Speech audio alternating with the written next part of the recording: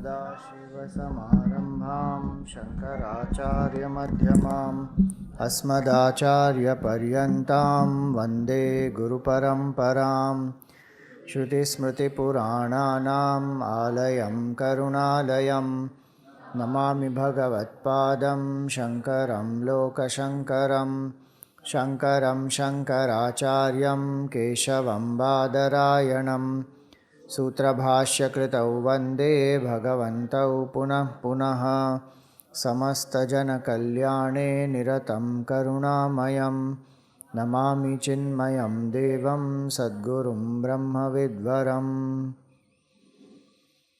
वेदो नित्यमधीयतां तदुदितं कर्मस्वनुष्ठीयतां तेनेशस्य विधीयतामपचितिः काम्ये मतिस्त्यज्यतां पापौघपरिधूयतां भवसुखे दोषोऽनुसन्धीयताम् आत्मेच्छाव्यवसीयतां निजगृहात् तूर्णं विनिर्गम्यताम् सङ्गस्सत्सु विधीयतां भगवतो भक्तिर्दृढाधीयतां शान्त्यादिपरिचीयतां दृढतरं कर्माशु सन्त्यज्यतां सद्विद्वानुपसृप्यतां प्रतिदिनं तत्पादुकासेव्यतां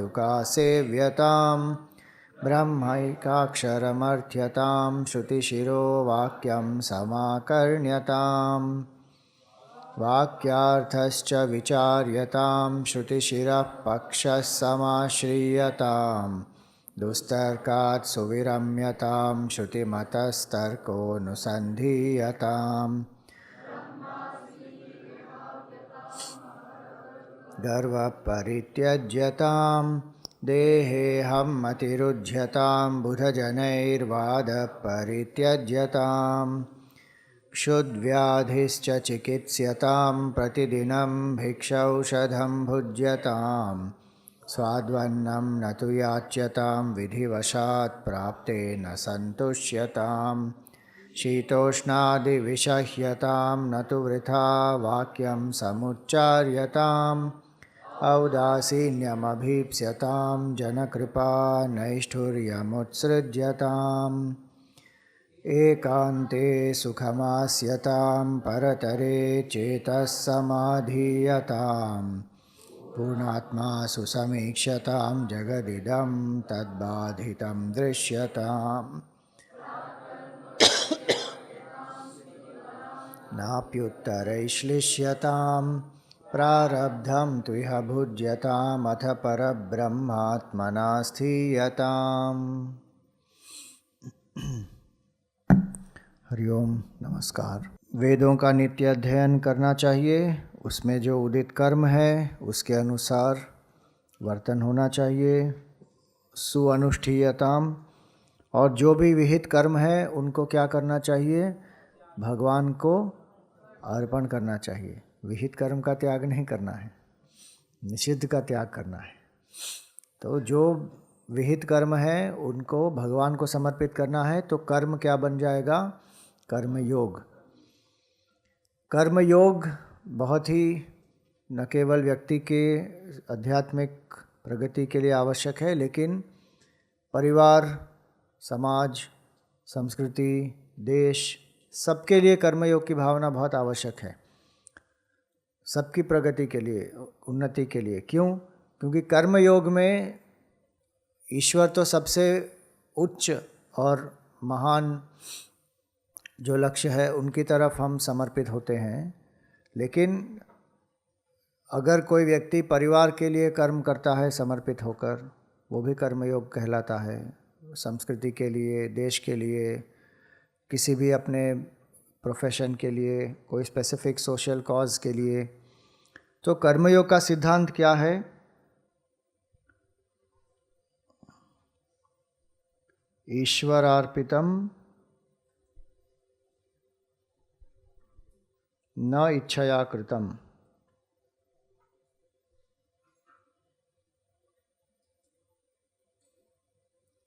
ये कर्मयोग का सिद्धांत है। उपदेश सार में रमण महर्षि कहते हैं कि ईश्वर को अर्पण करके जो कर्म किया जाए वो एक वस्तु है, और न इच्छया कृतम, अपने अहंकार के लिए नहीं, अपने तुष्टि के लिए नहीं, लेकिन भगवान के लिए। तो ये सिद्धांत जो है वो हम अलग अलग चीज़ों के लिए भी इसका प्रयोग कर सकते हैं। राष्ट्र अर्पितम न इच्छया कृतम, ये मैं जो कर रहा हूँ मेरे राष्ट्र के लिए कर रहा हूँ। अगर मैं पढ़ रहा हूँ, अगर मैं काम कर रहा हूँ, अगर धन अर्जित कर रहा हूँ, जो भी मैं कर रहा हूँ वो मैं राष्ट्र को समर्पित होकर राष्ट्र के प्रगति के लिए, उत्थान के लिए मैं कर रहा हूँ, तो फिर वो कर्मयोग बन जाएगा।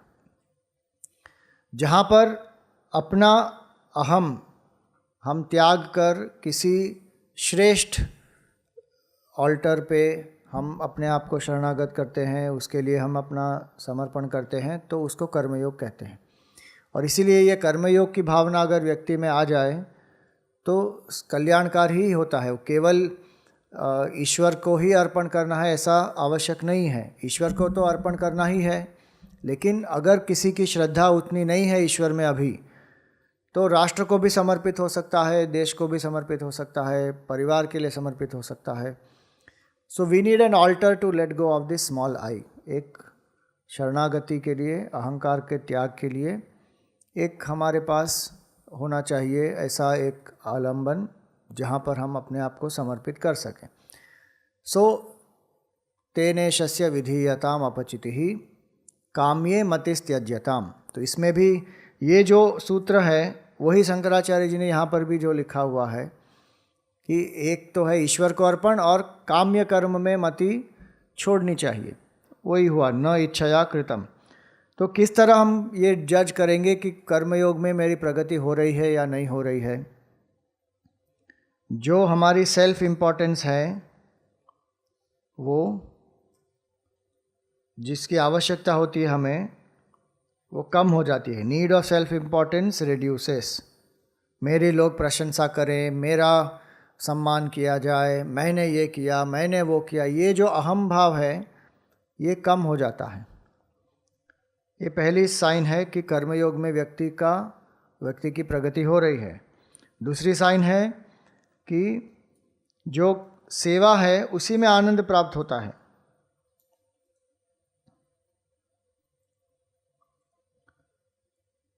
लोग प्रशंसा करें या ना करें उससे फर्क नहीं पड़ता, ये सेवा में ही आनंद होता है। एक साथ मिलकर काम करने का आनंद भी बढ़ता है। व्यक्ति जो है वो टीम वर्क में काम करना शुरू कर देता है। बहुत सारे लोग जो हैं वो टीम वर्क कर ही नहीं पाते हैं क्योंकि उनका अहंकार बहुत स्ट्रांग होता है। वो अकेले नहीं मैं खुद कर लूँगा, बस मुझे किसी को डेलीगेट नहीं करना है, किसी के साथ नहीं करना है, स्वामी जी आप बता दो मैं खुद कर लूँगा। अरे अकेले अकेले कितना कर पाएंगे हम? जितना लक्ष्य उच्च होता है उतना हमको समझना है कि हमको सबके साथ मिलकर करना है। अब राम भगवान तो स्वयं बना सकते थे पूरा का पूरा, उनको तो सेतु बनाने की भी आवश्यकता नहीं थी। अगर उनको सीता जी की खोज करनी थी वो स्वयं खुद समाप्त कर सकते थे, लेकिन इतने सारे बंदरों को, भालुओं को, सबको इन्होंने इन्वॉल्व किया, सबके साथ गए वहाँ पर। तो एक इन्वॉल्वमेंट बहुत आवश्यक होती है। गीता के 3 अध्याय में इसको कहते हैं यज्ञ भावना। यज्ञ में क्या होता है, जब हम यज्ञ के बारे में सोचते हैं तो क्या हमारे मन में आता है कि एक हवन कुंड है, अग्नि प्रज्वलित है, सब बैठकर स्वाहा स्वाहा करके आहुति दे रहे हैं। लेकिन यज्ञ का अर्थ क्या होता है? गुरुदेव कहते थे कि एक निस्वार्थ ध्येय के लिए सम्मिलित होकर राग द्वेष त्याग कर एक साथ काम करना, इसको यज्ञ कहते हैं। हर एक व्यक्ति अपना समर्पण करता है यज्ञ के लिए। कोई घी लाता है, कोई लकड़ी लाता है, कोई फूल लाता है, कोई नैवेद्य लाता है।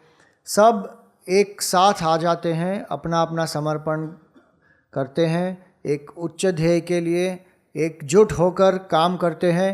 भले ही आपस में कोई राग द्वेष हो, लेकिन उन राग द्वेषों को छोड़कर लक्ष्य के लिए साथ आकर काम करते हैं। इसको यज्ञ भावना कहते हैं।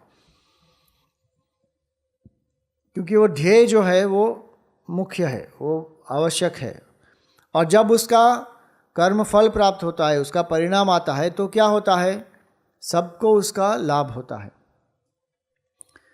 तो ये आवश्यक चीज़ होती है। जो व्यक्ति आध्यात्मिक प्रगति करना चाहता है, अगर वो व्यक्ति टीम वर्क नहीं कर सकता, उसका मतलब है कि अहंकार बहुत स्ट्रांग है कहीं ना कहीं, क्योंकि वो राग या द्वेष में फंसा हुआ है, या फिर अपना इन्फीरियरिटी कॉम्प्लेक्स है।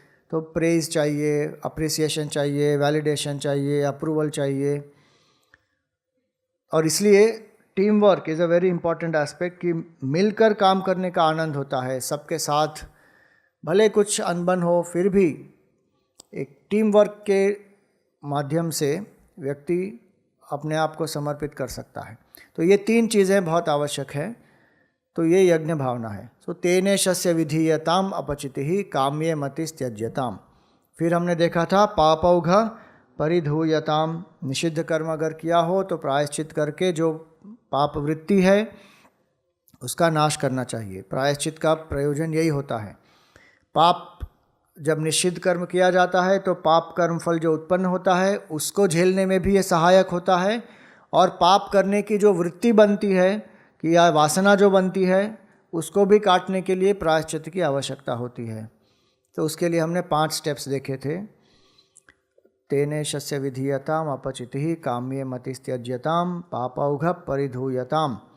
अब छठा उपदेश क्या है यहाँ पर, भवसुखे दोषोनुसंधीयताम।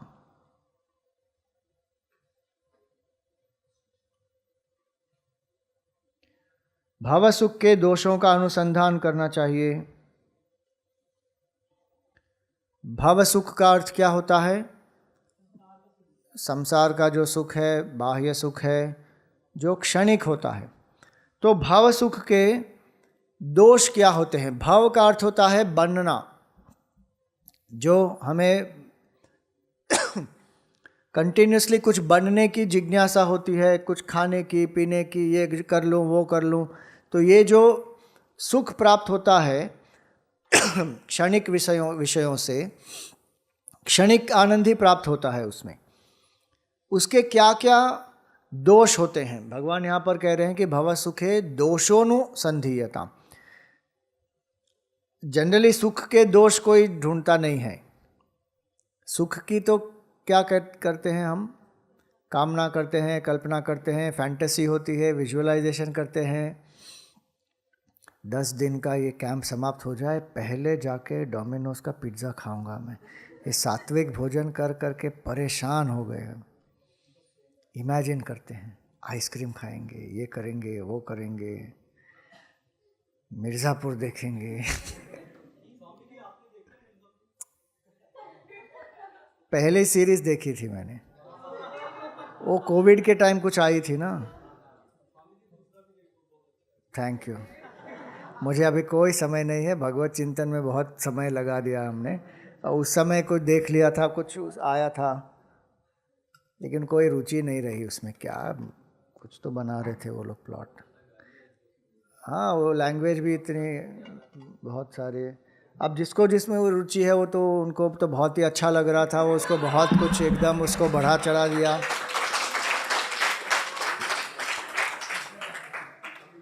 अब इंटरनेट पे तो लोग कह रहे हैं कि पहला और दूसरा बहुत अच्छा था, तीसरा तो एकदम फ्लॉप हो गया, मज़ा नहीं आया। पहला एपिसोड देखने में ही बहुत दुख हो गया, कष्ट हो गया, तनाव हो गया। और कालीन भैया तो आए ही नहीं 9 एपिसोड के लिए, वो आखिरी में आए, कुछ कुछ बोल रहे थे इंटरनेट पे लोग। मैंने आपका स्पॉइलर कर दिया अभी अगर आपने नहीं देखा हो तो। अब अच्छी बात है, सत्संग करो, वही तो कह रहे हैं अभी, आगे आएगा संग सत्सु विधीयताम। हाँ देख लोगे तो प्रायश्चित करना पड़ेगा। मैंने तो बहुत बहुत साल हो गए, मुझे नेटफ्लिक्स को ही मैंने सब्सक्रिप्शन ही ख़त्म कर दिया, बंद कर दिया मैं। एक समय मैंने लिया था उसको, इस यही कारण से लिया था कि जो हिंदू सभ्यता के विरुद्ध जो कुछ बहुत सारा हो रहा था उस समय। एक धर्म क्षेत्र करके एक सीरियल आया था, फिर तांडव करके एक आया था। हाँ, सीक्रेट गेम्स, ऐसे बहुत सारे एक के बाद आते जा रहे थे और लोग मुझे प्रश्न पूछ रहे थे कि इसका क्या अर्थ, उसका क्या अर्थ। मैंने बोला क्या है, हो क्या रहा है, मुझे समझ में नहीं आ रहा। सबसे पहले तो उसके लिए वो लिया, मैंने देखा, अच्छा ये हो रहा है इसमें। फिर वो तो आते ही जाता है, बंद कर दिया हमने कि क्या है ये, anti India anti Hindu sentiments के बहुत सारे ऐसे लगा रहे हैं वहाँ पर, उसका कोई मतलब नहीं बन रहा। अब कुछ हो तो हम कुछ उसका ये भी कर सकते हैं, क्या क्या खुलासा कर सकते हैं, लेकिन ये तो आते ही जा रहा है उसमें। और समय उसमें फिर छोड़ दिया मैंने कब का। अभी भी कुछ आया है, कुछ महाराज ऐसा कुछ आया है, कोई बोल रहे हैं उसके बारे में, वो तो चलते ही जा रहा है एक के बाद एक, कुछ ना कुछ। बंद कर दिया अभी बस। तो अब मुझे नहीं पता क्या हो रहा है उसमें, क्या आता है, कुछ नहीं। भव सुखे दोषोनुसंधियतम, उसका दोष दृष्टि देख लिया हमने, दुख दृष्टि भी देख ली उसकी, अभी नहीं चाहिए वो। सो भव सुख का जो दोष है वो क्या होता है, ये अध्यात्म शास्त्र ही हमको कहेगा कि इसके दोष का चिंतन करो। गीता में भगवान कहते हैं दोष दृष्टि और दुख दृष्टि, ये दो चीज़ अगर हम हमारे मन में है तो ही वैराग्य प्राप्त हो सकता है। कि किसी चीज़ का हमारा मन उसका प्रलोभन क्यों करता है, क्योंकि उससे उसमें सुख की लालसा होती है कि ऐसा खा लूँ सुखी हो जाऊंगा, ये देख लूँ सुखी हो जाऊंगा, वो कर लूँ सुखी हो जाऊंगा। और ये कंडीशनिंग भी होती है कि लोगों ने ऐसा कंडीशनिंग करके हमको बताया है, हमने कहीं देखा है, और फिर उसको जितना बढ़ा चढ़ा के हाइप कर देते हैं उतना हमको लगता है कि नहीं नहीं इसकी तो आवश्यकता है, इसके बिना मेरा जीवन एकदम अधूरा है, और कभी ना कभी तो ये प्रयास करना ही चाहिए इसको प्राप्त करने का। तो ये मन में फिर इच्छा उत्पन्न होती है। तो जनरली मन उसका केवल उसकी कल्पना करता है, पॉजिटिवली सोचता है, इमेजिनेशन करता है, भोग की जो वृत्ति होती है वो उत्पन्न होती है। लेकिन अध्यात्म शास्त्र क्या कहता है कि भव सुख का जो दोष है उस पर अनुसंधान करो। जितना भी सुख हमने इतने सालों तक, बहुत सारा सुख तो प्राप्त कर ही लिया होगा, इसका लिमिटेशन क्या है, भव सुख का दोष क्या होता है। एक है कि वासना बढ़ती है। क्यों बढ़ती है, क्योंकि वो क्षणिक होता है। और हमारी लालसा क्या है, हमारा बेसिक पर्पस क्या है, हमको चाहिए परम आनंद। जो परम आनंद प्राप्त करना है, आत्यंतिक दुख निवृत्ति हमको चाहिए, वो इस क्षणिक सुख से नहीं हो पाता। और क्योंकि वो क्षणभंगुर है इसीलिए वो एक और वासना छोड़ देता है।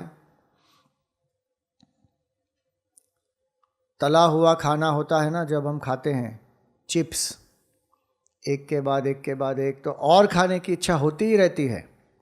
क्यों, क्योंकि उसका वो स्वभाव होता है ऐसा, कि वो ऐसा, उसमें इतना सारा नमक होता है या जो भी डाला हुआ होता है, उससे खाने से और इच्छा होती है कि नहीं और एक ले लूँ और एक ले लूँ। ये भव सुख भी ऐसा ही होता है, जो क्षणिक होता है तो वासनाएं बढ़ाता है, और क्षणिक होता है इसलिए और क्या हो सकता है, पूर्णता का अनुभव नहीं होता हमको। मैक्सिमम क्या होता है, एक सैचुरेशन पॉइंट आता है उस समय के लिए। जैसे इसको क्या कहते हैं हिंदी में मुझे पता नहीं है, जो लॉ ऑफ डिमिनिशिंग रिटर्न्स होता है ना, वो चालू हो जाता है कि आप पहला रसगुल्ला खाएंगे बहुत आनंद आएगा, बहुत मज़ा आएगा, दूसरा खाएंगे थोड़ा कम होगा, तीसरा खाएंगे और कम होगा, 10वां खाएंगे तब तक तो उल्टी आना शुरू हो सकता है। तो हिंदी में क्या कहते हैं इसको, सीमांत उपयोगिता। हाँ, तो सीमांत उपयोगिता होती है, और इसलिए संतोष नहीं होता, तृप्ति नहीं होती। कुछ क्षण के लिए ठीक है, अच्छा लगता है, इंद्रियों का सुख कुछ प्राप्त होता है, लेकिन वही वस्तु कुछ समय बाद दुखद भी हो जाती है। तो सुख तो वहाँ पर है ही नहीं, जो है वहाँ पर क्या है, केवल कुछ क्षणिक कुछ रस हो सकता है उसमें, कुछ आनंद क्षणिक आ सकता है, बस जो परम आनंद को हमको प्राप्त करना है वो तो वहाँ पर है ही नहीं। और क्या होता है उसकी क्षणभंगुरता के कारण? और क्या होता है? हाँ, बहुत आसक्ति हो जाती है। करेक्ट, आसक्ति हो जाती है और हम जो है उसके गुलाम बन जाते हैं।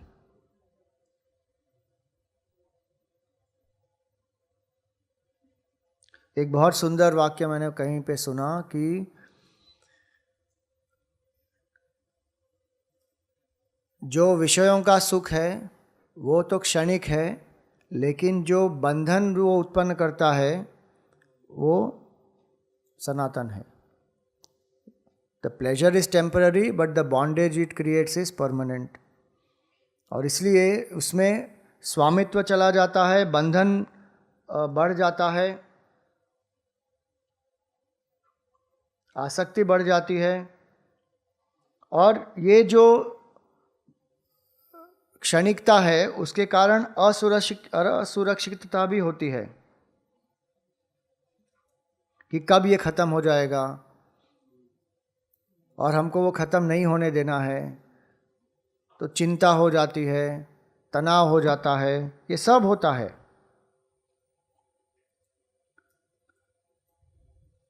लेकिन ये सब इतना उसका प्रभाव होता है, फिर भी हमारी आसक्ति कितनी है भोग में कि ये सब को हमारा जो मन है वो भूल जाता है, केवल उस सुख के, क्षणिक सुख के पीछे एकदम लग जाता है।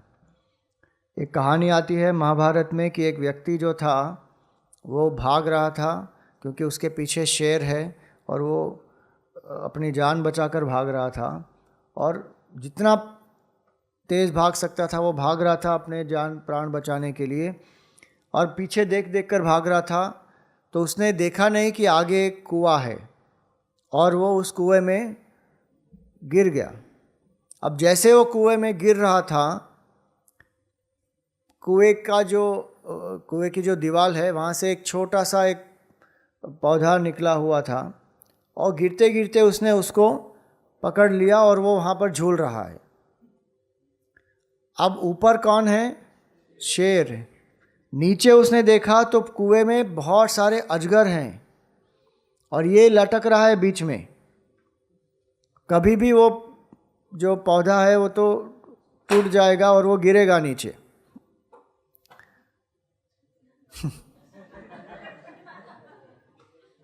बहुत प्रासंगिक हो गया एकदम।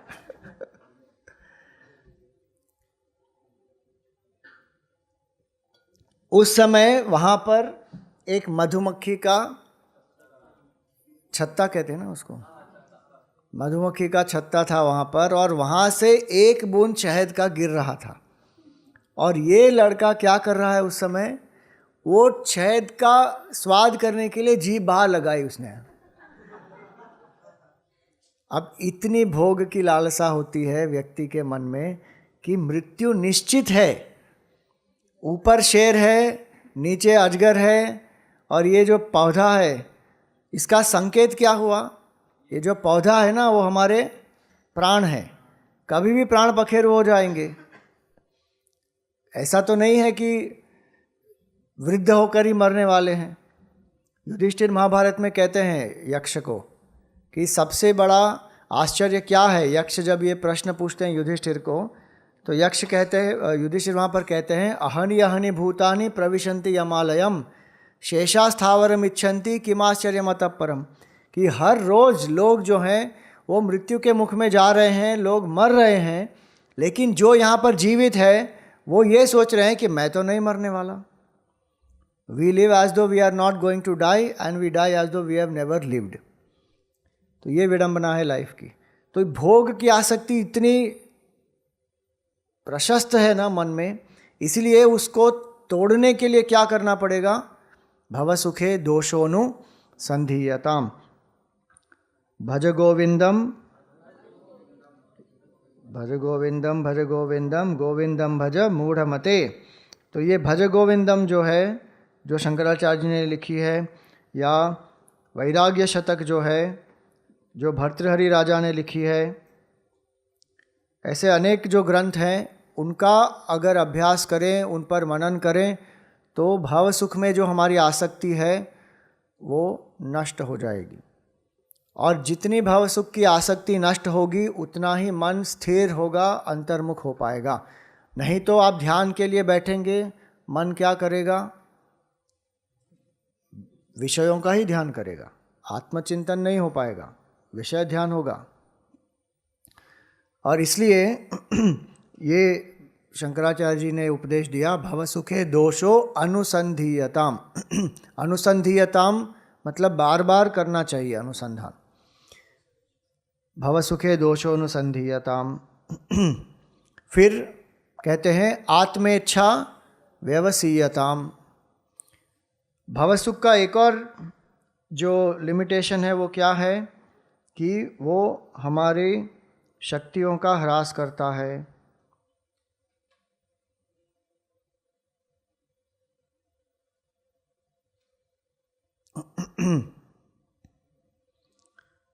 जितना भी भाव सुख होता है, हर एक विचार जो होता है, हर एक कर्म जो होता है, उसके पीछे एक शक्ति का संचार, एक शक्ति का व्यय होता है, प्राण शक्ति का व्यय होता है। आप देखेंगे बैठे बैठे हम केवल टीवी देख रहे होते हैं या कोई ब्राउजिंग कर रहे हैं इंटरनेट पे, कुछ शारीरिक उसमें कष्ट तो नहीं है, कोई एनर्जी स्पेंड नहीं हो रही है, लेकिन देख रहे हैं। लेकिन वो देखते देखते देखते थक जाता है मानसिक रूप से व्यक्ति, शारीरिक रूप से भी। क्यों? क्योंकि हर एक चीज़ के पीछे एनर्जी जाती है। और भाव सुख है ऐसा है, जितना सेंसरी एंगेजमेंट ज़्यादा होगा उतना एनर्जी ड्रेनिंग ज़्यादा होगा। आप ये भी देख लीजिए कि जब आँख हमारी खुली है तो मैक्सिमम अलर्टनेस बॉडी में होती है और मैक्सिमम एनर्जी भी हम यूज़ करते हैं। आँख अगर 1 सेकेंड के लिए भी बंद कर दें, 5-10 सेकेंड के लिए भी बंद कर दें, तो तुरंत पूरा बॉडी शांत हो जाता है। तो draining of the energies happens through the senses. और इसलिए व्यक्ति को इंटेलिजेंटली यूज़ करना चाहिए अपना समय और अपनी जो ऊर्जा है उसको। ऐसा नहीं है कि कुछ भी भोगना नहीं चाहिए। जो विहित वस्तुएं हैं उनका भोग कर सकते हैं, लेकिन स्वामी के रूप में। Eat the food, let not the food eat you. खाना हमको खाना चाहिए, कंपल्सिव होकर नहीं खाना चाहिए। तो इस तरह व्यक्ति, एक जो साधक होता है वो संयम में जीता है। अब आगे कहते हैं कि भवसुखे दोषोनुसंधीयताम, फिर आत्मेच्छा व्यवसीयताम। आत्मेच्छा व्यवसीयताम का अर्थ क्या हुआ कि अपने आप को जानने की इच्छा होनी चाहिए। आत्मा शब्द का अर्थ होता है अहम, आई, अहम। अगर हम कहें आप कौन हैं तो आप क्या कहेंगे?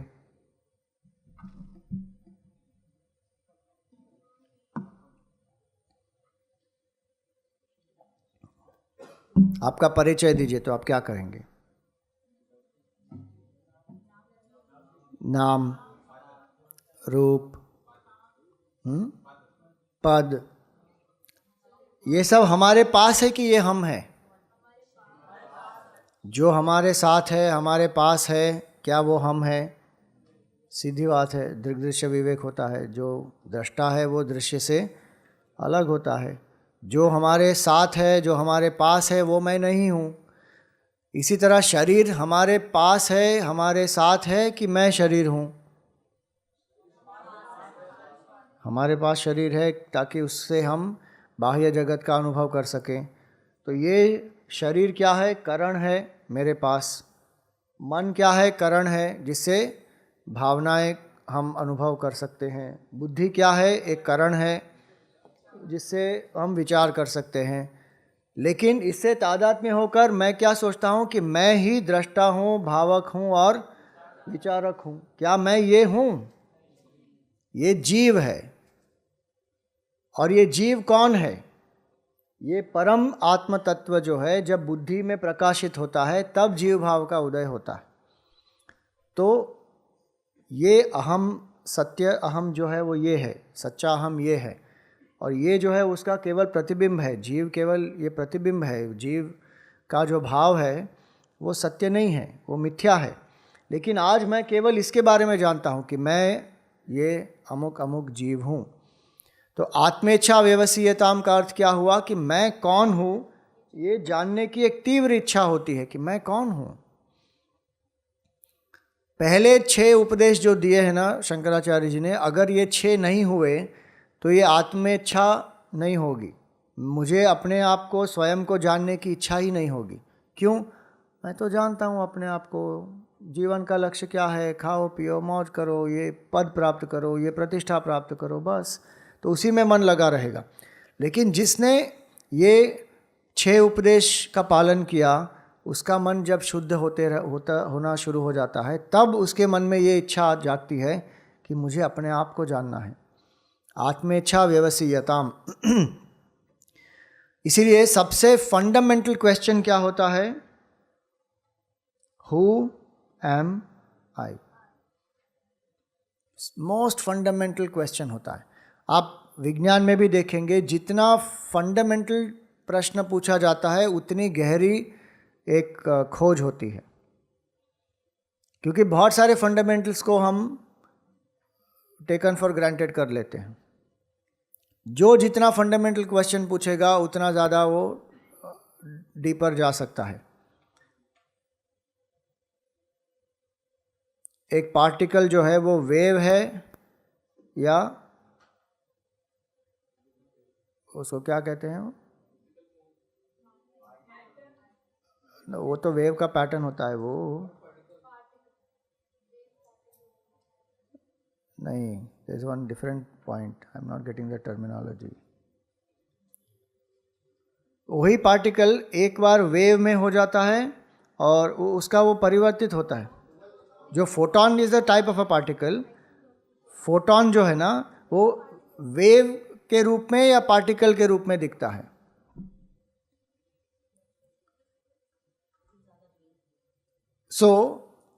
जो ऐसा प्रश्न पूछते हैं कि what is the foundation of this creation, matter and energy are they same, is energy subtler than matter, या energy is completely different from matter. ऐसे साइंस में भी जो होता है फंडामेंटल क्वेश्चन जितना पूछते हैं और अजम्पशंस जो होते हैं उसको निकाल देते हैं। तो जितना अजम्पशंस आप क्वेश्चन करेंगे उतना डीपर इंक्वायरी होगा। तो यहाँ पर अजम्पशन क्या है अध्यात्मक शास्त्र में? कि मैं ये शरीर हूँ, इसको हमने अज्यूम कर लिया। ये जगत सत्य है, इसको हमने अज्यूम कर लिया। तो वेदांत प्रश्न करता है कि अरे क्या आप ये शरीर हैं? क्या आप ये जीव हैं? Fundamental question, who am I? Is the world real? जो दिखता है वही सत्य है, ये तो आवश्यक है ही नहीं। हमको तो बहुत सारी चीज़ें नहीं दिखती हैं लेकिन वो तो सत्य होती हैं। तो फंडामेंटल क्वेश्चन और मोस्ट फंडामेंटल क्वेश्चन है हु एम आई। और इसको जानने की आवश्यकता क्या है? मेरा जीवन तो चल रहा है अच्छे से। क्या हु एम आई का ज्ञान प्राप्त करने के बाद मेरी प्रोडक्टिविटी बढ़ जाएगी, मेरी एफिशिएंसी बढ़ जाएगी, मेरा प्रॉफिट बढ़ जाएगा, मेरे रिलेशनशिप में कोई अंतर आ जाएगा? क्या ऐसा कुछ होने वाला है?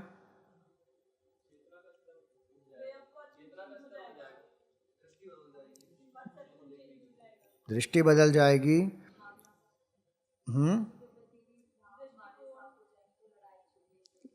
लड़ाई झगड़े सब कम हो जाएंगे, क्योंकि आत्मवत् सर्वेषु, हम देखेंगे सबको अपने ही समान। क्योंकि आत्म तत्व के स्तर पर हम सब एक हैं।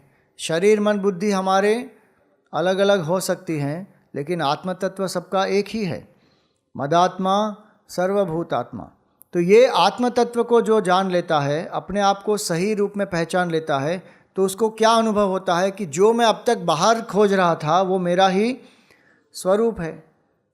पूर्णता है, परिपूर्णता है, परमानंद है, शांति है, सुख है, ये सब हम प्राप्त करना चाहते हैं लेकिन बाहर खोज रहे हैं। तो जब बाहर नहीं है और व्यक्ति अंतर्मुख होता है, प्रश्न करता है कि मैं कौन हूँ, ये जो खोज कर रहा है वो कौन है? तो आत्मेच्छा व्यवसीयताम, कि हु एम आई। एक सिंपल प्रयोग आप कर सकते हैं। आज का दिन सबके लिए एक एक्सरसाइज है। और वो क्या है? हमने क्या किया है, इस आई को हमने जीव बना के रखा है ना। तो हमारी मंशा क्या है कि मैं ये जीव हूँ, ये मेरा नाम है, ये मैं हूँ, ये मेरे गुण है, ये मेरा पद है, ये मेरे क्वालिफिकेशन है। सो ये आई को हमने इस बॉडी माइंड इंटेलेक्ट के साथ जोड़ा हुआ है। तो हमको क्या करना है कि हमको उससे डिटैच होना है।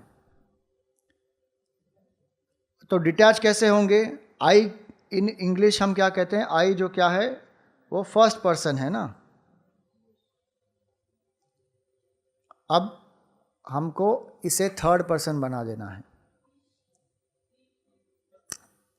मतलब अहम शब्द का प्रयोग नहीं करना है, मैं शब्द का प्रयोग नहीं करना है, आई का प्रयोग नहीं करना है, नाम बोलना है।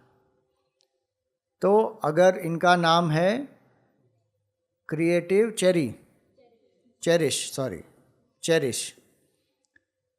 चेरिश अगर इनका नाम है, तो अगर आप इनको कुछ पूछेंगे तो ये नहीं कहेंगी कि हाँ मैं आ रही हूँ। ये क्या कहेंगी? चेरिश आ रही है। और उस समय जब आप ये कहेंगे तो क्या अनुभव होना चाहिए कि चेरिश एक अलग व्यक्ति है। मतलब ये मैं नहीं हूँ, मैं तो दृष्टा हूँ, चेरिश जा रही है, चेरिश आ रही है। आप खाना खाते समय भी क्या भाव होगा? क्या कौन खा रहा है? चेरिश खा रहा है खाना, मैं दृष्टा हूँ। तो मैं को जीव से, शरीर मन बुद्धि से अलग करना है। तो सिंपल एक्सरसाइज है, आज पूरा दिन आई शब्द का प्रयोग नहीं करना है। केवल you have to say yourself as the name.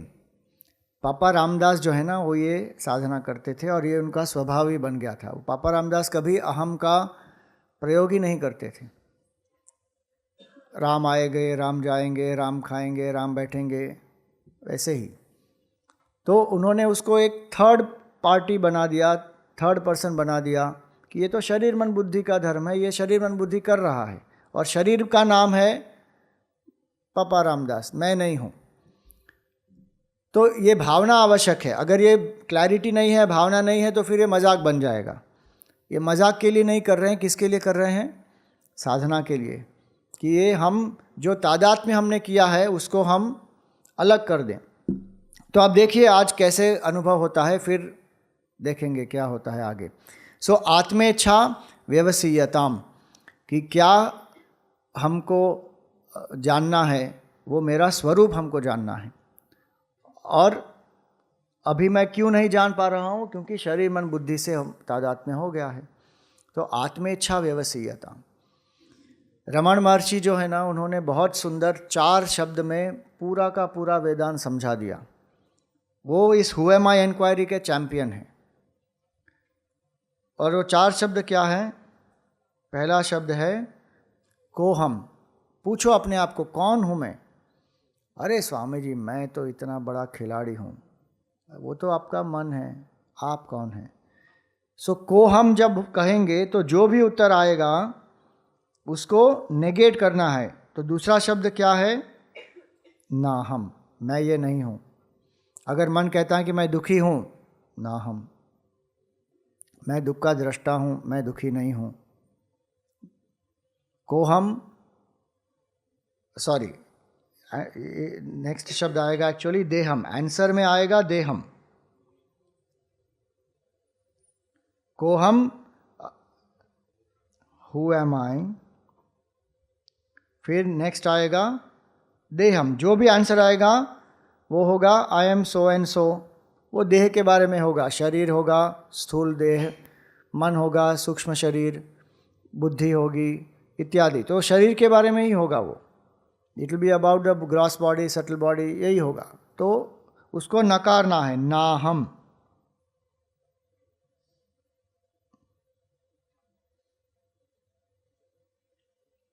अगर ये हम करते रहे, को हम, देहम, ना हम, कि मैं ये देह नहीं हूँ, मैं ये मन नहीं हूँ, मैं ये बुद्धि नहीं हूँ, जो भी मन लेके आता है आंसर। हु एम आई एक ऐसा प्रश्न है जिसमें कोई भी आंसर आप देंगे वो गलत है। मतलब कोई भी आंसर देंगे, मतलब जो भी जीव दृष्टि से जो भी आंसर आएगा ना वो पूरा का पूरा गलत है। सो उसको नेगेट करना है। को हम आंसर कनेक्टेड होगा देह से, ना हम, मैं ये नहीं हूँ। को हम, देहम, ना हम, अगर ये करते रहेंगे तो क्या हो जाएगा? सो हम, ये प्रकट हो जाएगा कि मैं वो परम तत्व हूँ। यही 4 शब्द है पूरा अध्यात्म वेदांत।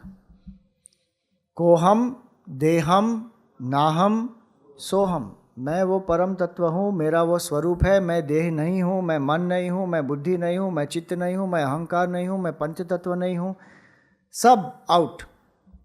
ये पूरा का पूरा जो जगत है, वासना से लेकर जगत तक, सब कुछ उसका तादात्म्य छूट जाता है। क्या रहता है? केवल ब्रह्म केवल रहता है, ओमकार, वो हमारा स्वरूप है, अहम। सो कोहम, देहम, नाहम, सोहम। आत्मेच्छा व्यवसीयताम का अर्थ ये हुआ कि जो कुछ मुझे अपने स्वरूप को जानने के लिए एक प्रेरणा देता है उसमें मुझे लगना चाहिए, और अपने स्वरूप के ज्ञान को ही अपने जीवन का लक्ष्य बनाना चाहिए। कि मेरे जीवन का लक्ष्य क्या है? स्वरूप का ज्ञान प्राप्त करना है, या मोक्ष प्राप्त करना है, या भगवत प्राप्ति करनी है। ये सब एक ही हैं। कोई कहता है भगवत साक्षात्कार, कोई कहता है आत्म साक्षात्कार, कोई कहता है मोक्ष, सब एक है। तो ये आत्मेच्छा व्यवसीयता, हर रोज कुछ समय अगर हम बिता सकते हैं इस इंक्वायरी के लिए, इस अनुसंधान के लिए कि मैं कौन हूँ। शुरुआत में कभी कभी ये सुपरफिशियल भी लग सकता है, लेकिन जितना उसमें हम करते रहेंगे उतना व्यक्ति उसमें गहरा जाएगा और डिटैचमेंट हो जाएगी। सो आत्मेच्छा व्यवसीयताम, हम जो कुछ भी कर रहे हैं, बाकी काम है, जो कर्तव्य है, या परिवार है, या जो कुछ भी हमारा व्यवहार हो रहा है, वो एक्चुअली इस सत्य को जानने के लिए ही हो रहा है। तो ये अगर व्यक्ति पहचान ले, आत्मेच्छा व्यवसीयताम, फाइंड आउट हु एम आई। और इसमें क्या होता है? बंधन क्या है? निजगृहात् तूर्णम विनिर्गम्यताम। तो 8वें उपदेश में भगवान क्या कह रहे हैं कि जितना जल्दी हो सके गृह का त्याग करो।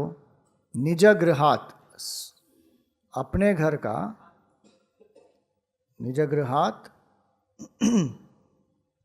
तूर्णम, जल्दी, अपने घर से, निजगृहात् का अर्थ होता है अपने घर से जल्दी, विनिर्गम्यताम, निकल जाओ।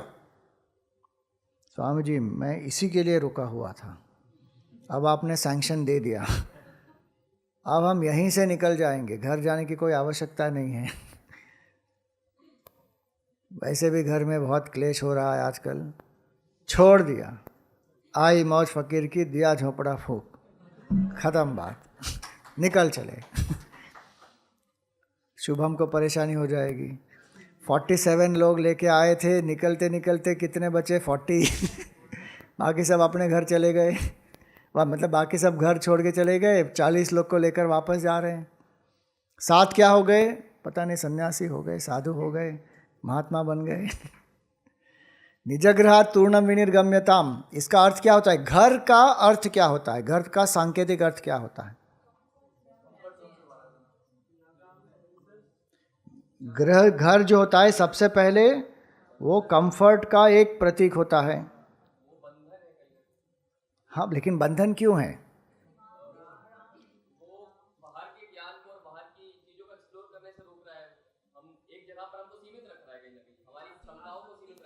नहीं, घर में तो आप बाहर का एक्सप्लोरेशन करके फिर आके आराम करोगे ना, तो घर थोड़ी आपको बांध रहा है बाहर का एक्सप्लोरेशन करने से। अब जगह तो सीमित ही होगी ना, हमारा रूप ही सीमित है, तो हमको असीम जगह थोड़ी चाहिए। हाँ, मतलब घर, अब देखो घर को छोड़ना का अर्थ यहाँ पे क्या हुआ? ऐसा नहीं कि घर को सुबह छोड़ के आ गए वापस शाम को घर में, ये त्याग की बात हो रही है ना यहाँ पे। जनरली तो एक्सप्लोर करने के लिए घर छोड़ना ही पड़ेगा ना। वो तो सुबह को हर रोज जाते हैं व्यक्ति, कहाँ पे जाएगा? कोई कॉलेज में जाएगा, स्कूल में जाएगा, ऑफिस जाएगा, वो तो जाएगा ही घर से, घर को छोड़ के जाएगा। अगर इतना आसक्त है, घर को छोड़ के जाना ही नहीं चाहता बाहर, वो तो दूसरी बात है। अब पता नहीं ऐसा कोई होगा क्या। लोग तो उल्टा होते हैं ना, आतुर होते हैं कि मैं कितना बाहर निकल के जाऊं। तो घर का एक प्रतीक होता है ये कि वो कंफर्ट का सिंबल है, कि घर में आराम होता है, रेस्ट प्राप्त करना, कुछ बेसिक आराम हो जाए उसकी कोई बात नहीं, लेकिन ये इसको हम क्या कहते हैं, कंफर्ट जोन, जिसमें आसक्त हो जाता है व्यक्ति के कंफर्ट जोन में, फिर घर उसका प्रतीक है। और कोई अर्थ होता है घर का?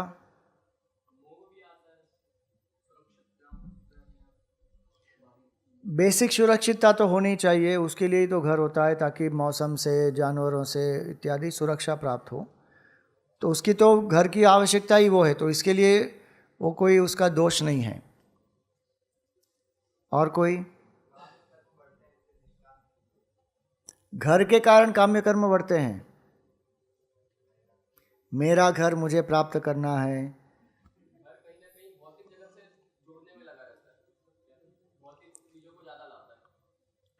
तो घर कभी कभी सिंबल होता है आसक्ति का, अटैचमेंट का।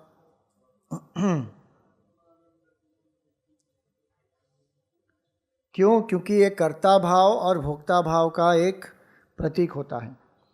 मैंने अपने परिश्रम से इस घर का निर्माण किया। मैं आया स्वामी जी मुंबई में, एक चवन्नी लेके आया था, आज मेरे पास 10 बंगलों हैं। तो ये कर्ता भाव का भी एक प्रतीक होता है। और भोक्ता भाव का भी प्रतीक होता है।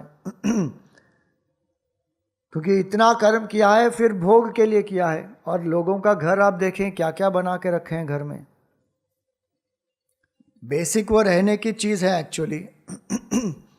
कुछ शरीर को आराम प्राप्त हो जाए, कुछ सुरक्षा हो, कुछ खाना पीना हो जाए, वहाँ पर परिवार के साथ व्यक्ति रहता है, कुछ सुख संबंध होता है उसका, लेकिन उसको ऐसा प्रतीक बना दिया है कि उसको एक स्टेटस सिंबल बना दिया है। और फिर पर्टिकुलर एरिया में अगर मेरा घर हो, उसका मतलब है मैं कोई बहुत ही प्रसिद्ध व्यक्ति हूँ, गणमान्य व्यक्ति हूँ, लोग मेरी प्रशंसा करेंगे। तो ये जो घर है, इसको हमने अपने इमेज के साथ जोड़ दिया है। तो it is also symbolic of attachment to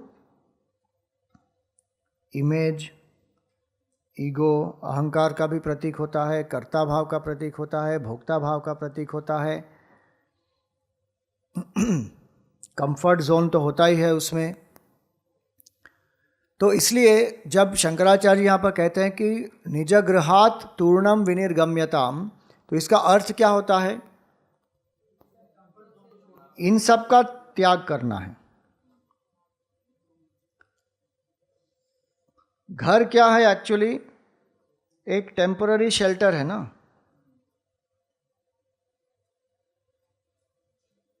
it's actually only a temporary shelter.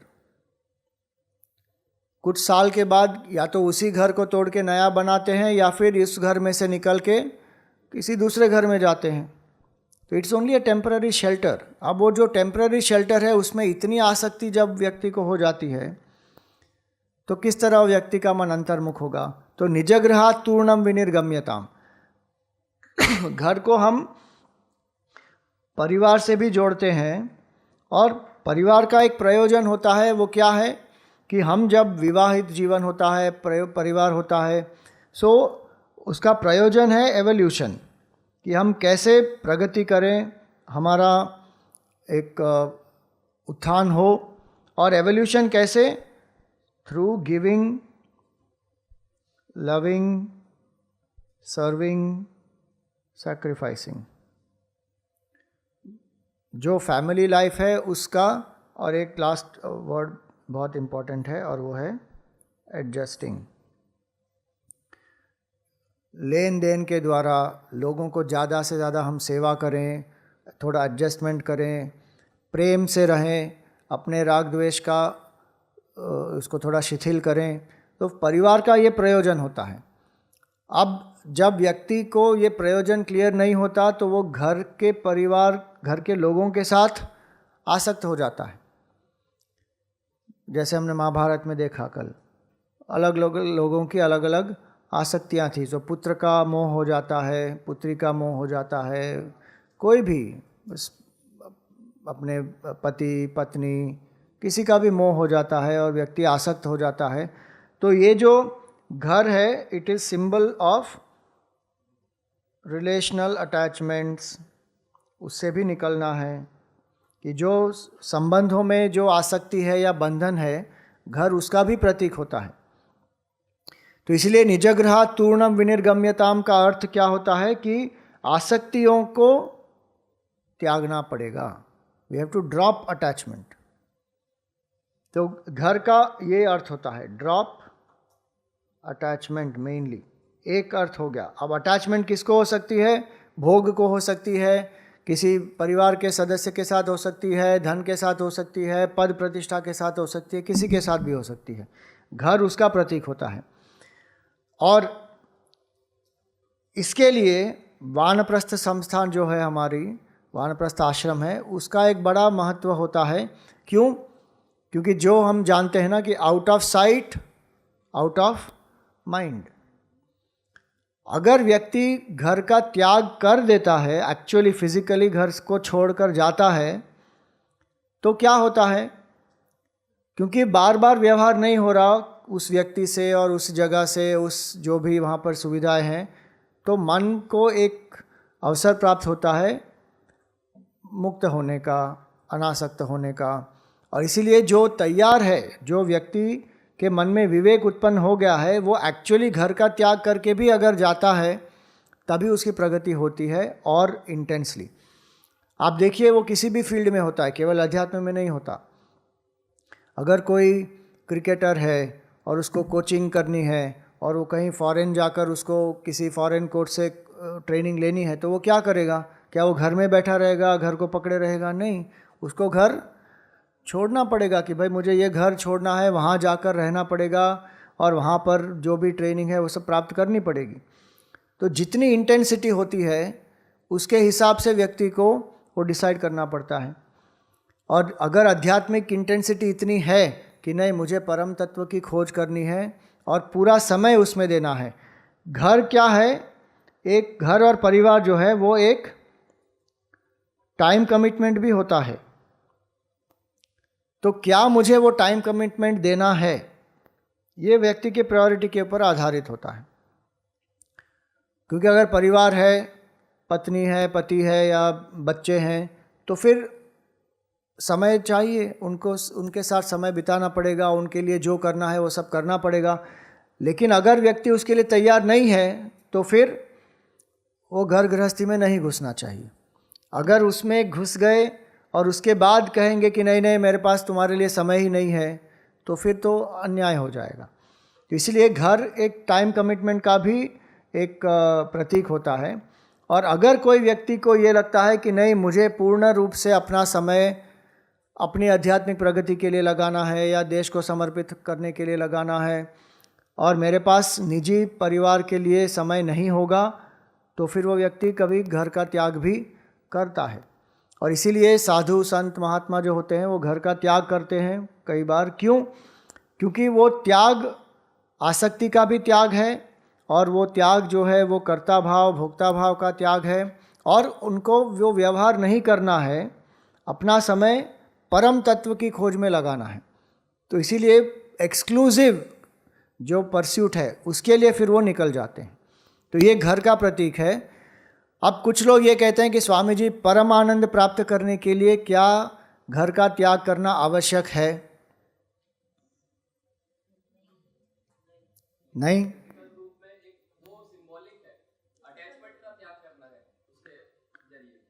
Correct, वो तो सही बात है, अटैचमेंट का त्याग तो करना ही है। लेकिन कई लोग क्या करते हैं कि घर का त्याग करने की उनमें क्षमता होती नहीं है और उसको वो डिस्गाइज करके कहते हैं कि नहीं नहीं, घर त्याग की तो कोई आवश्यकता नहीं, सिर्फ अटैचमेंट का त्याग करना है, बस वही करना है। लेकिन वो अटैचमेंट का भी त्याग नहीं करेंगे। इसीलिए जब घर का त्याग करना है, क्या वो क्षमता है या नहीं है? अगर वो क्षमता है तो व्यक्ति को परमानंद प्राप्त होगा घर में रहकर भी। अगर वो आसक्ति का त्याग ही नहीं कर पाएगा, घर में रह के आसक्ति बनी रहेगी, तो फिर वो अपने आप को केवल बहला रहा है, परमानंद का अनुभव नहीं हो पाएगा। और इसीलिए वेदांत में तो जाबाला उपनिषद में एक बहुत सुंदर वाक्य आता है, यद अहरेव विरजेत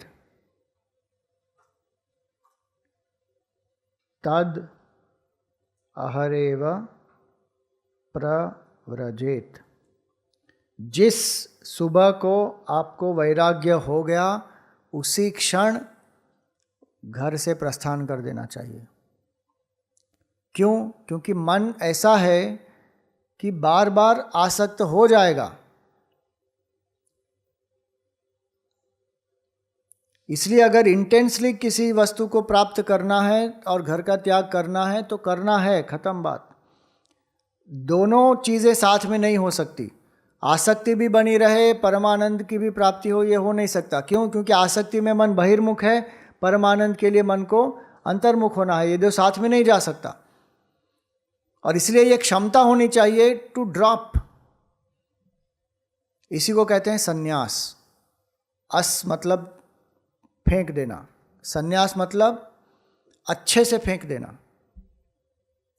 किसको? अपनी आसक्तियों को। और उसके लिए घर का त्याग अगर करना पड़ा तो करेंगे, क्योंकि कहीं ना कहीं हमारा अहम जो है वो, ये मेरा परिवार है, ये मेरा पुत्र है, ये मेरे पिता हैं, ये मेरे सगे संबंधी है, वो बनी रहती है मन में भावना। तो अगर व्यक्ति के मन में वैराग्य उत्पन्न हो गया है तो वेदांत क्या कहता है? घर त्याग कर दो। लेकिन वेदांत ये भी कहता है कि केवल घर त्याग करने से ही परमानंद प्राप्त होगा, ऐसा आवश्यक नहीं है। घर में रहकर भी अगर अनासक्त रूप से रहेंगे तो हो जाएगा। तो अब व्यक्ति को निश्चित करना है कि मैं कहाँ पर रहूं, और दोनों में अनासक्ति का भाव है, सन्यासी में भी है और जो घर में रहकर साधना कर रहा है उसमें भी है। घर का त्याग एस्केपिज्म के रूप में नहीं करना है, ड्यूटी से, कर्तव्य से विमुख होने के लिए नहीं करना है। कब घर का त्याग करना है, ये बहुत बड़ा उसका एक लक्षण है, उसका एक इंडिकेटर है कि विरजेत, जब वैराग्य होगा तभी घर का त्याग करना है। वैराग्य नहीं है, केवल प्रॉब्लम से दूर भागना है, उसके लिए घर का त्याग नहीं करना है। उसको घर त्याग नहीं कहते, उसको भागना कहते हैं। कोई भगोड़ा होता है और कोई त्यागी होता है, उसमें बहुत फर्क होता है। लोग त्यागी को भगोड़ा समझते हैं। लोगों को यही लगता है कि जो साधु सन्यासी बन गए वो किसी प्रॉब्लम के कारण बन गए होंगे। हमको भी कई बार लोग आके पूछते हैं कि स्वामी जी कुछ हुआ था क्या, किसी लड़की ने क्या आपका कोई दिल तोड़ दिया था क्या, कोई बिजनेस में कोई लॉस हो गया था क्या, आप इतनी छोटी उम्र में ऐसे क्यों बन गए। मतलब बेचारे को दया आती है कि ये बेचारा सन्यासी क्यों बन गया। मैं वेदांत कोर्स में पढ़ने के लिए गया था, तब मेरी उम्र थी 21 साल। ग्रेजुएशन करके तुरंत गया था मैं पढ़ने के लिए। और मेरे आदर्श कौन है? शंकराचार्य जी हैं, जो 8 साल की उम्र में उन्होंने संन्यास लिया। विवेकानंद जी, उन्होंने 20 साल में संन्यास ले लिया था। ये हमारे आदर्श हैं। और ये देश ऐसा है जिसने ऐसे ऐसे महान पुरुषों को जन्म दिया है, जो बचपन से ही कभी वैरागी भी हुए हैं। और आज विडंबना यह है कि लोग ये मानते हैं कि अध्यात्म ज्ञान कब उसका अध्ययन करना चाहिए? पोस्ट रिटायरमेंट, बुढ़ापे में। तो घर त्याग ऐसे नहीं होता है कि वही कोई गलत चीज़ हो गई या कुछ न प्राप्त कर सके तो इसीलिए चलो सन्यासी बन जाओ। कई जगह पर अभी भी ये मान्यताएं होती हैं। अब कोई कुछ कर नहीं पा रहे थे, बोले चल जा आश्रम में जुड़ जा, कुछ ना कुछ हो जाएगा तेरा। विवेक जब होता है, वैराग्य होता है, तब व्यक्ति को घर त्याग करना चाहिए। और सबसे बड़ी चीज़ घर क्या है? शरीर हमारा घर है। अब हम घर जो है वहाँ पर हम रहते हैं ना, तो जब हम मैं कहते हैं तो कहाँ छूते हैं? ये शरीर को ही छूते हैं। मैं तो हम कहाँ रह रहे हैं अभी? यहाँ पर उसका मतलब क्या हुआ कि मेरा तादात्म्य जो है वो शरीर मन बुद्धि से है। ये मेरा एड्रेस है अभी के लिए। घर का त्याग मतलब इस एड्रेस को त्यागना है। स्वामी जी शरीर को त्याग देना है, आत्महत्या की बात कर रहे हैं। शरीर के तादात्म्य को त्याग करना है। निजग्रहात् तूर्णम विनिर्गम्यताम। आप शरीर का त्याग करेंगे तो क्या होगा, वापस दूसरा शरीर मिल जाएगा, क्योंकि आसक्ति है तो फिर वापस उसके कारण एक पुनर्जन्म ही तो प्राप्त होगा। सुसाइड तो किसी प्रॉब्लम का सॉल्यूशन होता ही नहीं। और जो कर्म का सिद्धांत समझता है तो उसको तो वो समझना ही है कि सुसाइड करने से कोई एस्केप नहीं होता, उस उल्टा और हानि ही होती है। क्योंकि जो मनुष्य जन्म का जो एक महत्व है उसका आपने मनुष्य जन्म का दुरुपयोग किया तो फिर प्रेत योनि में लटको, भूत योनि में भटको, बहुत समय निकल जाता है अगला जन्म प्राप्त करने के लिए। मनुष्य जन्म की बात नहीं कर रहा हूँ, अगला जन्म ही प्राप्त करने के लिए बहुत समय निकल जाता है जिसने सुसाइड किया होता है। तो इसलिए यहाँ पर उसकी बात नहीं हो रही है। शरीर त्याग का अर्थ क्या हुआ, शरीर के तादात्म्य का त्याग, उसको कहते हैं घर त्याग। क्योंकि यहाँ पर मैं रह रहा हूँ, ये मेरा एड्रेस है यहाँ पर अभी। अगर ये त्याग नहीं हुआ, शरीर के तादात्म्य का त्याग नहीं हुआ और व्यक्ति ने घर का भी त्याग कर दिया, फिर भी वो अहम उसका बना रहा शरीर में, तो उसका एक्चुअली घर त्याग का कोई प्रयोजन ही नहीं हुआ।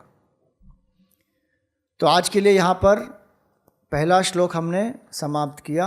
अगले सत्संग में हम दूसरा श्लोक शुरू करेंगे। स्वामी जी, मेरा एक सवाल था। जैसे मैं बहुत लंबे समय से कहीं ना कहीं मेरे मन में शाश्वत सत्य तो ये है कि मोक्ष की प्राप्ति करना ही क्या होता है मनुष्य का लक्ष्य, लेकिन एक लालसा भी है कि भोग विलास को पूरी तरह से एंजॉय करना है। तो मैंने कहीं ना कहीं प्लान बना रखा है अपनी लाइफ का कि पहले अपने सारे कर्तव्यों को पूरा कर लूंगा, अपनी जिम्मेदारियां पूरी कर लूंगा, जब भोग विलास भी करूंगा तो एकदम उसको पूरी तरह से एंजॉय करूंगा, फिर भूल जाऊंगा, फिर इस तरह से लेकिन संयम रखूंगा अपने ऊपर, उसका एडिक्ट नहीं होऊंगा। फिर आगे चल के एक जब उम्र मेरी हो जाएगी एक डिसाइड कर लूंगा, उसके बाद मैं पूर्ण वैराग्य ले लूंगा, लेकिन उसके पहले तक के भोग का भी पूरा एंजॉय करूंगा और वैराग्य भी चलूंगा, दोनों को लेके चलूंगा। तो ये सही, इसमें कोई गलत नहीं है। जो हमारी आश्रम व्यवस्था इसी के लिए है ना, कि ब्रह्मचर्य आश्रम फिर गृहस्थ आश्रम। आपने जो दो चीज़ कही वो मुख्य है, उस पर बिल्कुल कॉम्प्रोमाइज़ नहीं करना। वो है आसक्त नहीं होना और उसमें संयमित रहना है।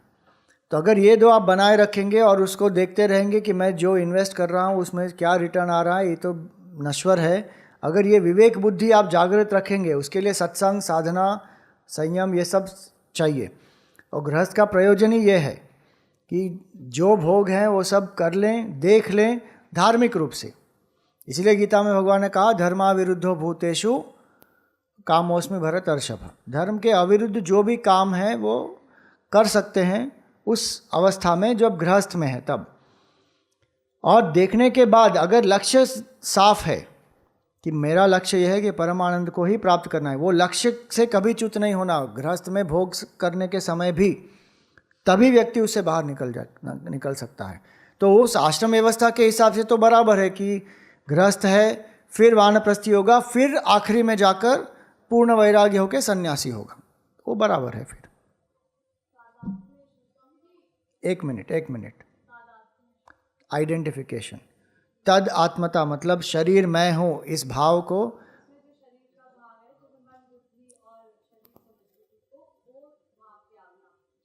हाँ, उस भाव को समझना कि मैं ये हूँ, उसको कहते हैं तादात्म्य, आइडेंटिफिकेशन।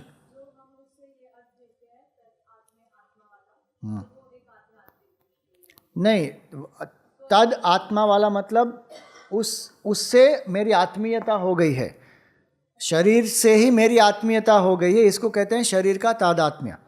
मतलब मैं है शरीर हूँ, ये मेरी धारणा है ना, इसको तादात्म्य कहते हैं। तादात्म्य का अर्थ ये होता है कि कंप्लीट आइडेंटिफिकेशन, फुल। हाँ, शरीर मन बुद्धि से जो तादात्म्य हो चुका है, उससे जब व्यक्ति निकलता है तब स्वस्वरूप में स्थिति होती है। तो आपका तादात्म्य अभी शरीर मन बुद्धि से है। वेदांत क्या कहता है, आपका तादात्म्य ओम से करो, ओम से तादात्म्य करो और शरीर मन बुद्धि से अनासक्त हो जाओ, ये कह रहा है वेदांत। एक आखिरी प्रश्न अभी लेंगे, उसके बाद समाप्त करेंगे। हाँ, वहाँ पर।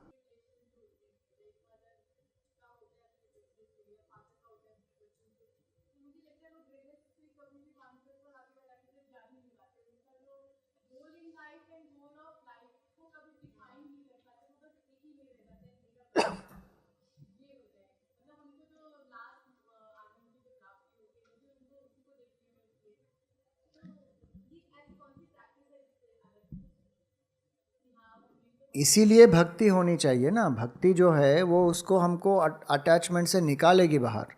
इसीलिए भगवत भक्ति होती है। नहीं तो जैसे आप कह रहे हैं वैसा ही होने वाला है। पुत्र के प्रति आसक्ति है, पति के प्रति आसक्ति है, और मेरा जो रोल है वो मैं यही डिफाइन करूँगा अपने आप को अब उस रोल के द्वारा कि मैं एक माँ हूँ, मैं एक पत्नी हूँ, मैं एक बहन हूँ, बहू हूँ, जो भी है। अब उसी में फंसे रहेंगे। ये केवल हमारे रोल्स हैं।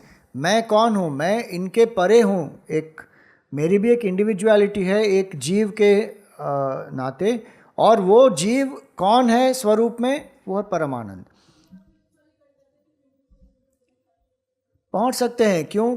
क्योंकि जो आप सेवा कर रहे हैं अपने पुत्र की, उसी को आप ईश्वर अर्पित करके कर सकते हैं ना। मैं ईश्वर की ही सेवा कर रही हूँ, ईश्वर ही इस रूप में व्यक्त है यहाँ पर, ईश्वर ही इस पति के रूप में है, पुत्र के रूप में है, माँ बाप के रूप में है, तो ईश्वर की ही मैं सेवा कर रहा हूँ। अगर ये भावना हो गई तो जहाँ पर है वहीं पर आप अपने चित्त को शुद्ध कर सकते हैं।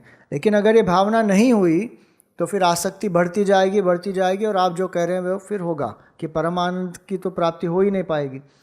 वो इसलिए नहीं हो पाएगी क्योंकि आसक्ति है। गृहस्थ आश्रम की वजह से वो नहीं हो पा रही, ऐसा नहीं है। अनासक्ति होगी तो गृहस्थ आश्रम में भी हो सकती है परमानंद की प्राप्ति। और ऐसे बहुत उदाहरण हैं। आप भागवतम पढ़ लीजिए। श्रीमद् भागवतम में कपिल मुनि जो हुए, उनकी माता देवहूति को वो ज्ञान देते हैं, उपदेश देते हैं, और कपिल मुनि के द्वारा देवहूति माता को परमानंद की प्राप्ति भी हो जाती है। ऐसे बहुत सारे उदाहरण हैं जहाँ पर गृहस्थ में रहकर कर्तव्य करके भी व्यक्ति परमानंद को प्राप्त कर सकता है। ओम पूर्णमदः पूर्णमिदं पूर्णात् पूर्णमुदच्यते पूर्णस्य पूर्णमादाय पूर्णमेवावशिष्यते। ओम शांति शांति शांति। हरि ओम। श्री गुरुभ्यो नमः। हरि ओम।